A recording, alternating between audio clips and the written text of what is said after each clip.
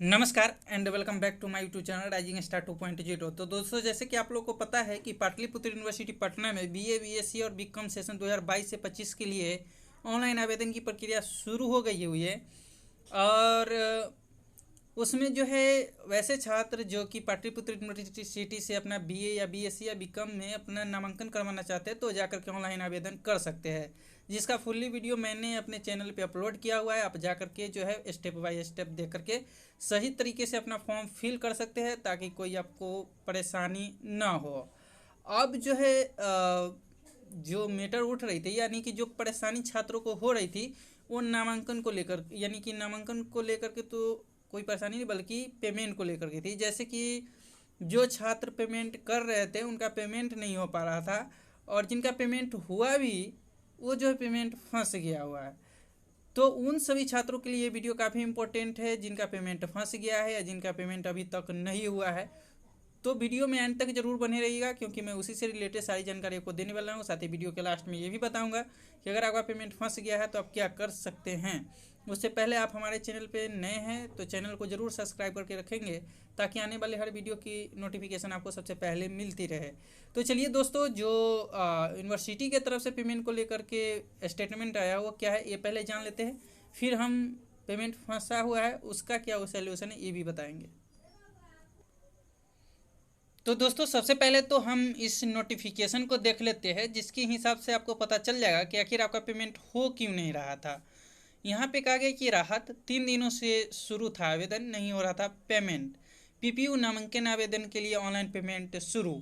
तो वैसे छात्र जिन्होंने अभी तक अपना पेमेंट नहीं किया हुआ था या उनका पेमेंट नहीं हो पा रहा था तो वो सभी छात्र जाकर अपना पेमेंट अब कर सकते हैं। इसके लिए जो है अब कहीं से कोई प्रॉब्लम नहीं होगी। अब थोड़ा इस सूचना को विस्तार से पढ़ते हैं और फिर आगे समझते हैं। यहाँ पे कहा है कि पाटलिपुत्र विश्वविद्यालय के स्नातक बीए, बीएससी व बीकॉम में नामांकन के लिए आवेदन की प्रक्रिया शनिवार को प्रारंभ हो गई। विगत 3 दिनों से नामांकन प्रक्रिया शुरू होने के बाद भी आवेदन के दौरान छात्रों का पेमेंट नहीं हो पा रहा था। बीबी ने तकनीकी गड़बड़ी को ठीक करा लिया है। पहले किसी निजी एजेंसी के माध्यम से पेमेंट लिया था, उसमें अतिरिक्त राशि ली जा रही थी। इसी वजह से अब एसबीआई से ऑनलाइन पेमेंट के लिए बीबी ने टाई अप किया है, लेकिन अत्यधिक लोड होने की वजह से ऑनलाइन पेमेंट में परेशानी हो रही थी। अब उसे दुरुस्त कर लिया गया है। यानी कि दोस्तों क्या था कि पहले जो है अन्य एजेंसी जो है इसकी आवेदन ले रही थी तो एक्स्ट्रा पेमेंट जो है ले रही थी। जैसे कि आप लोगों को पता होगा कि पहले 300-350 रुपया एबव लगता था, लेकिन इस बार जो है 300 रुपये ही स्टूडेंट को लग रहे हैं। यहाँ पे कहा गया कि पहले दिन 1200 छात्रों ने किया पेमेंट। यहाँ पे कहा गया कि पहले दिन ही पोर्टल पर पेमेंट की प्रक्रिया ठीक होने के बाद करीब 1200 छात्रों ने अपने फॉर्म की राशि